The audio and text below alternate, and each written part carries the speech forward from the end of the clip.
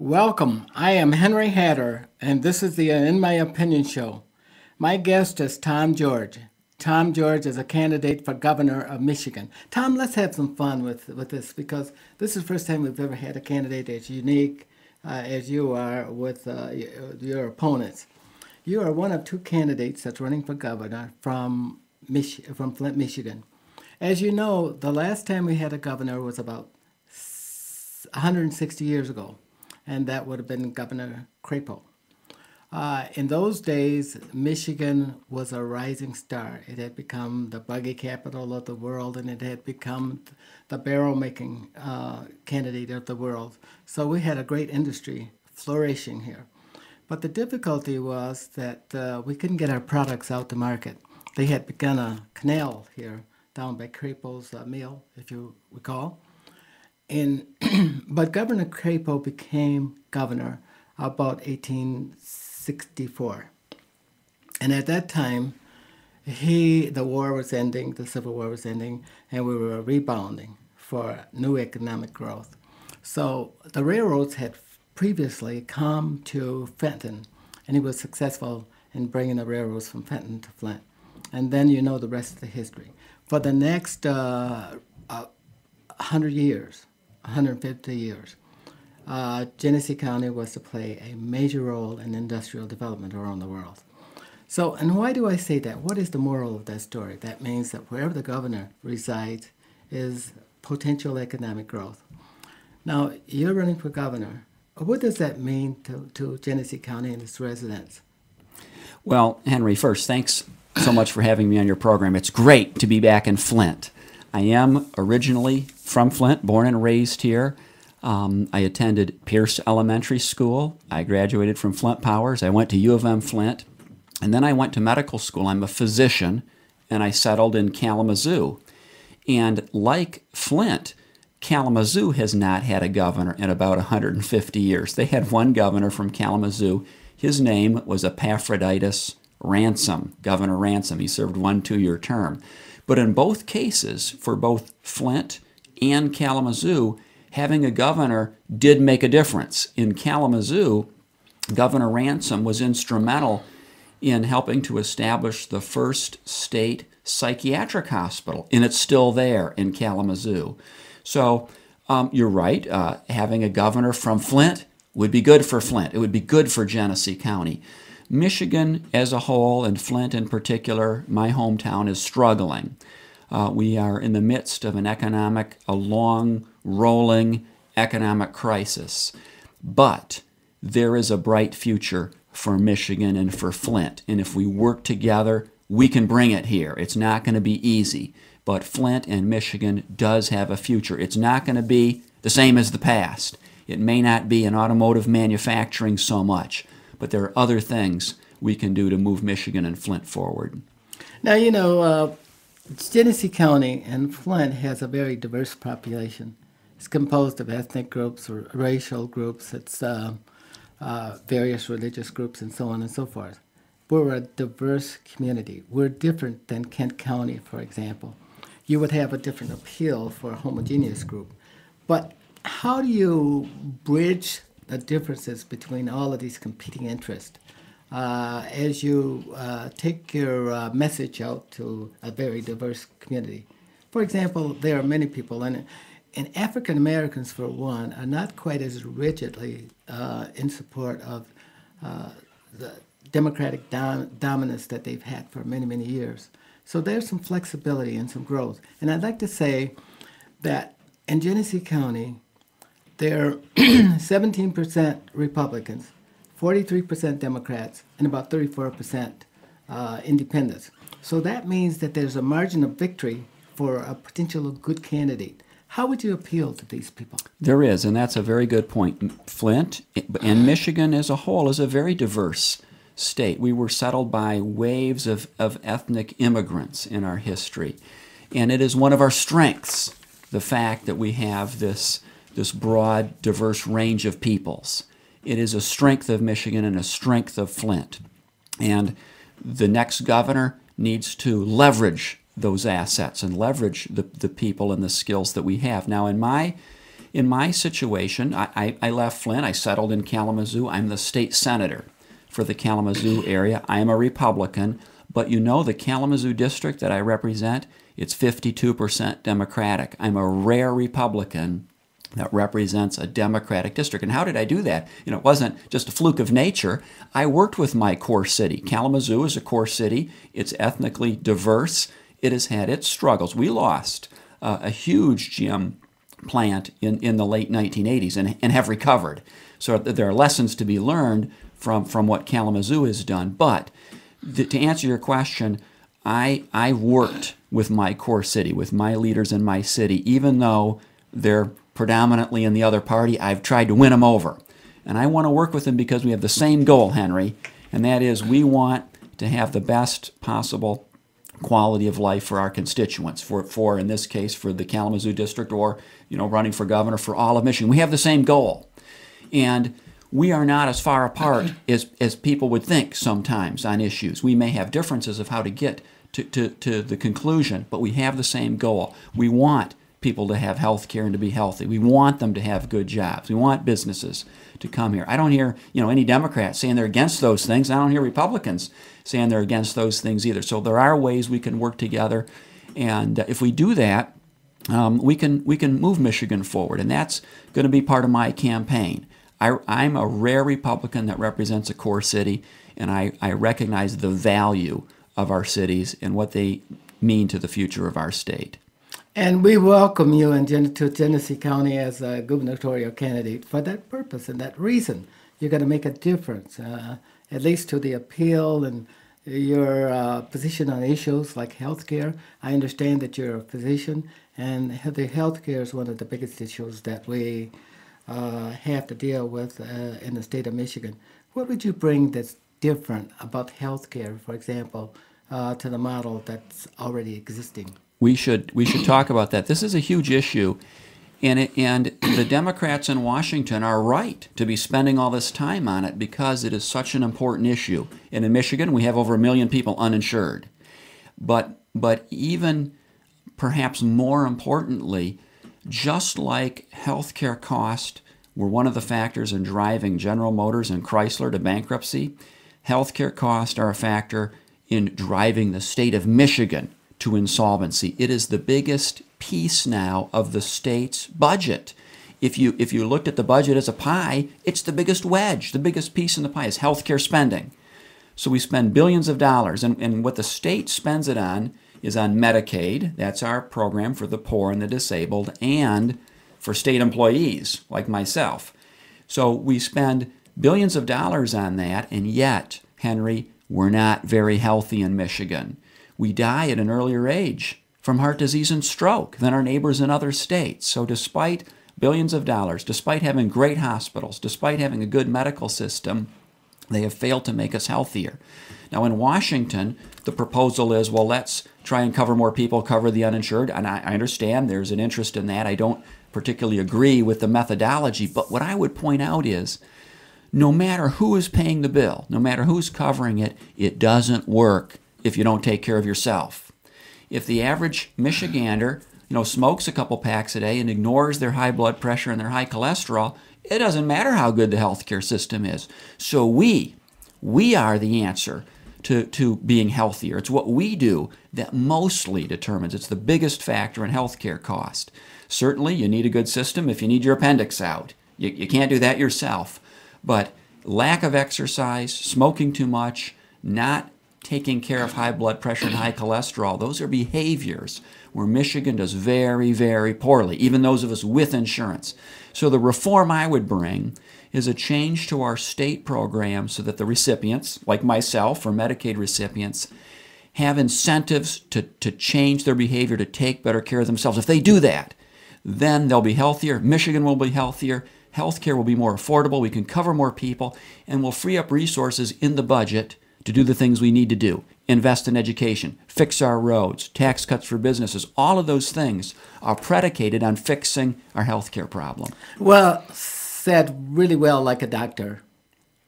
That's my prescription, Henry. That's my prescription for fixing Michigan. That's part of it. Now, you mentioned the million people that are uninsured. please explain the difference between health care and insurance. What's the difference? I think there is a lot of confusion here.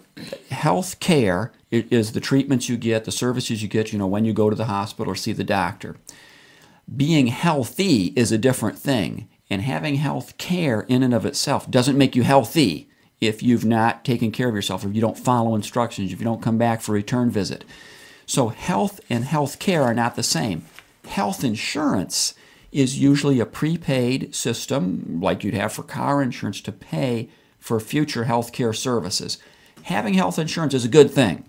We want people to have health insurance in case they need their appendix out. But being healthy is even more important. And the reason health insurance is so darned expensive is because we don't take care of ourselves and we use our health care system and our health insurance too much. So a good analogy, Henry, would be driving. If your automobile insurance was really expensive and you were having lots of accidents, the best way to lower the cost would be to be a better driver. It wouldn't be to have the government cover it all or to change who's running it or all that. It would be to drive better. That would be the best way to lower your auto insurance cost, to make it more affordable, and that would enable us to cover more people. And that's a good analogy for health care. I was mostly concerned about the difference in health care as defined by employers. Now, health care is what we receive from Medicaid, Medicare. It's a government-funded insurance. But a privately funded, insurance, like Blue Cross Blue Shield network, is paid for by the employer. Yep, or by an individual maybe buying it themselves, but more often an employer. Are the numbers skewed a little bit when people say we've got 48,000 people without insurance? Well, in Michigan, we have 1 million who are uninsured. Some of them are working, they have jobs, and they choose not to buy insurance. Some of them are, maybe a third. Okay. And so they're working, and they're just saying, it's not important, I'm young and healthy. They tend to be young and healthy people, I don't need it. Some are people who are working who would like to get it, but it's not offered on their job, and maybe they're older, maybe they have a medical condition, and it's too expensive. So for some, it's too expensive. For some, they choose not to have it.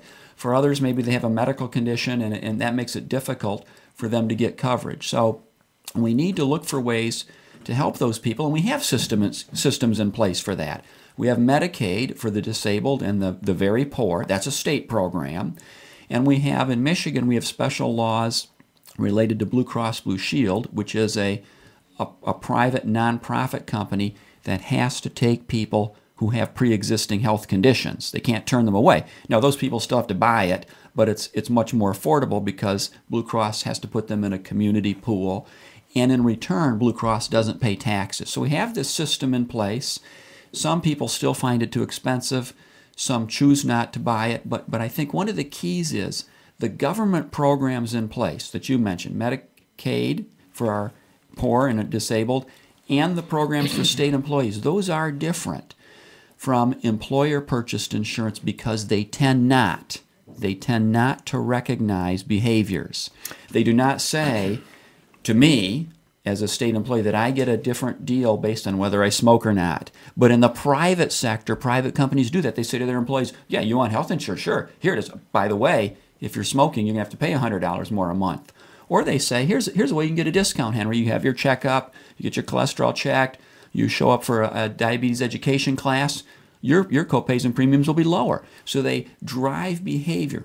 That's what happens in the private sector, but we don't do that with the government programs. That's what's missing. We don't do it for state employees. We don't do it for Medicaid recipients. That's what's missing. And if we did that and changed behavior, that would have great potential to help fix Michigan. Well, employers, well, they only take care of a very small segment of the population. They are elitists, people who have insurance, you might say. I don't mean that in a negative tone either, but they are up and above and out of the range of people, the general body of people, many who people, are Medicaid, Medicare. Mm-hmm. So with what's going on with the debate in Congress, and I don't want to dwell on this too long, but being the governor, you have a lot of influence over these kind of policies, and many people are hurt more by health care, as much by health care as they are to be without jobs. So you would have a lot to say about it and a lot of influence and influence of legislation so that people who are without health insurance or health care can get it or at least know how to approach getting it. What would you do that's different to assure that the people who are in the most need of health care and who lean on the system, who find themselves at emergency centers for a toothache, and it costs tremendous amounts of dollars when they could have a tooth taken care of by a doctor who is in the practice. What would you do that's different to change that? Yep. practice? How would we help the uninsured Yeah. who don't have, say, Yes. Medicaid because they're working some, so they don't qualify, yet they have trouble buying Sure. regular insurance? What would we do? Well, what some states have done is they've gotten permission from the federal government to change their Medicaid program to cover more people who are working, but in return, those people have to pay something. We don't have the resources just to give them coverage, but it's coverage that's different. It is not a Cadillac plan that covers everything. It doesn't cover massages. It may not cover chiropractic care. It may cover certain prescriptions only, a narrow benefit. So some states have created a narrow benefit package that people can buy into if they're poor, the working poor, and it's linked to their behavior, whether they smoke or not, their BMI, whether they show up for visits. And so some states have found a way, they've gotten permission from the federal government to do that. Now you have to find a way to pay for it because the state has to chip in money. Right now Michigan's broke. So the best way to pay for it is to fix the existing ones, the existing Medicaid, the existing health for state employees, to get us to change our behavior. That frees up dollars so we could cover more people with a plan like that. Tennessee does that now. They have a program called Access Tennessee. And if you're poor and you're working, you can't get insurance, you can buy into it. But you have to pay something. It's not just a giveaway. And you get a better deal if you're taking care of yourself. So that's what Michigan needs to do. Cover more people, but recognize differences in behavior so that they participate Preventative health care. in preventative health care and taking care of themselves. Being That would healthier. help to reduce the cost of health insurance For everyone. to improve the quality of life for people, etc. It's a key. Michigan a cannot be Great competitive. behavioral things. it's a this great is behavior- something that money you don't need money to correct, right? You can't buy health if you weigh 500 pounds and you're smoking 2 packs a day and you Yeah. don't show up for your visits. Sure. In Michigan, we'll never compete as long as that's what we look like.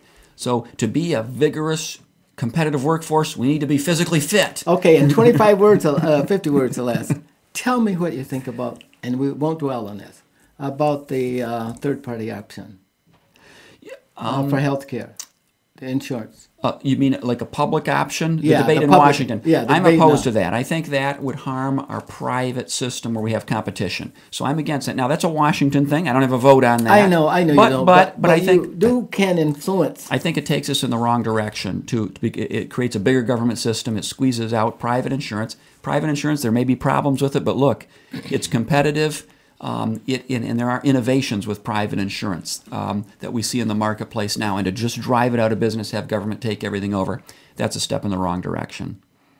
And this is proven perspectives by your investigation with Canada and England and other systems that. I think a government takeover, a single payer system, moves us in the wrong direction. We're a country that's based on competition, and it's based on free will and independence, and we need to foster that. We're not like Canada and Sweden. We're different. And what we're going to have here is different. There's a role for government to help the indigent and the disabled, but the government can't be expected to do everything for everyone. Now, Senator, I'm going to ask you this question here. You said that Michigan is broke, right? Michigan, its Michigan economy is broken. Its economy is broke. Just last week, I think it was, or maybe 2 weeks ago, we had a number of people converge on the Capitol to influence the legislature and the governor's office to restore $122 in funding cuts to schools.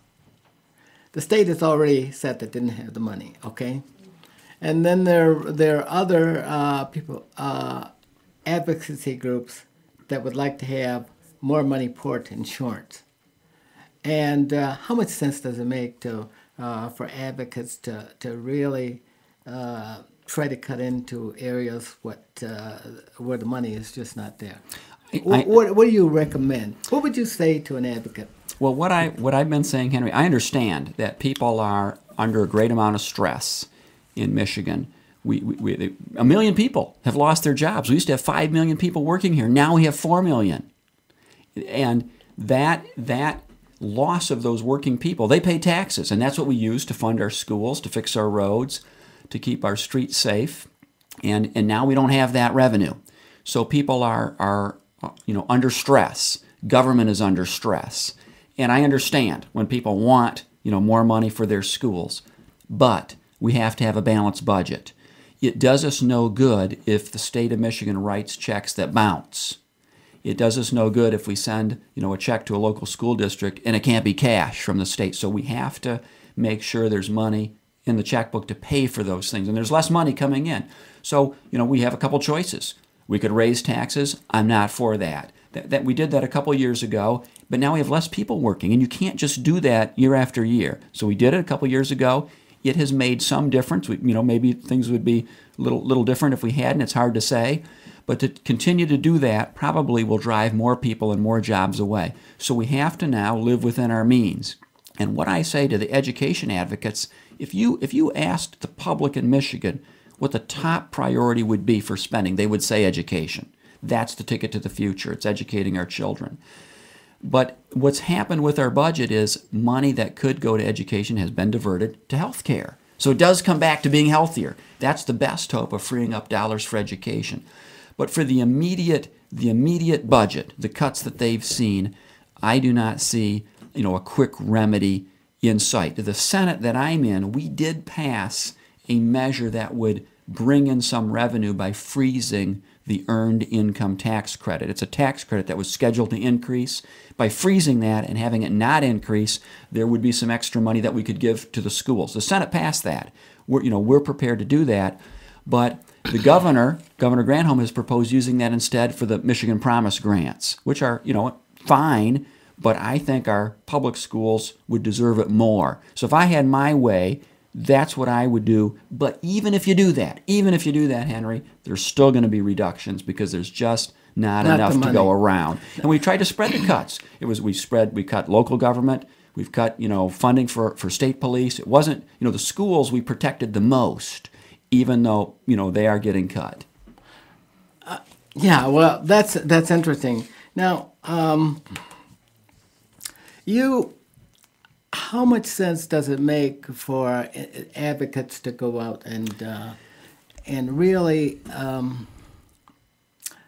I think advocates are pushing for something, the state to do something. They know that we don't have the money. What are they pushing for?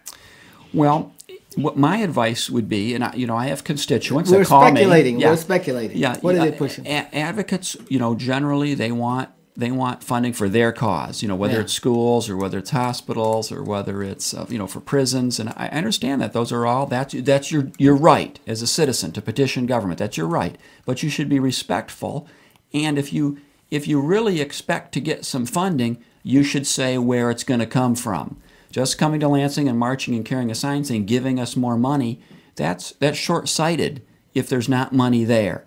So what is more helpful is to have a specific plan. Where are there savings? Can you help us find savings, for example, in the education system? Are there savings to be gained by consolidation of services? Are there some things we ask our schools to do that maybe we don't need to anymore? So help us solve the problem. Don't just, march and carry a sign and say bad things about us, but come up with some ideas for how we can make savings to make Michigan stronger. The Michigan budget 10 years ago used to be $40 billion. What is it today? This year's budget will be bigger because we have federal stimulus money that's included. So it's like 46 or 47. But if you took that out, it would be roughly the same size. Well, how could the budget still be $40 million? Let's exclude the stimulus money. $40 billion? Yeah. $40 billion. And we've lost so much industry.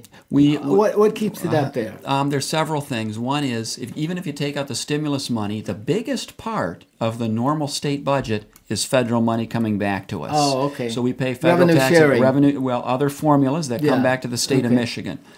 The The general fund piece of the budget, that's the part that the legislature and the governor have the ability to move about.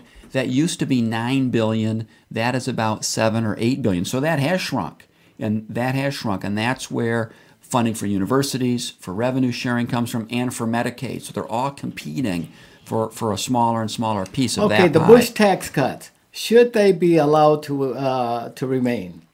I've heard nothing out of Washington say that they're going to repeal it, so they must still be in effect. Should they go to its limitation? It has over so many years. There was a tax cut. I don't remember the year.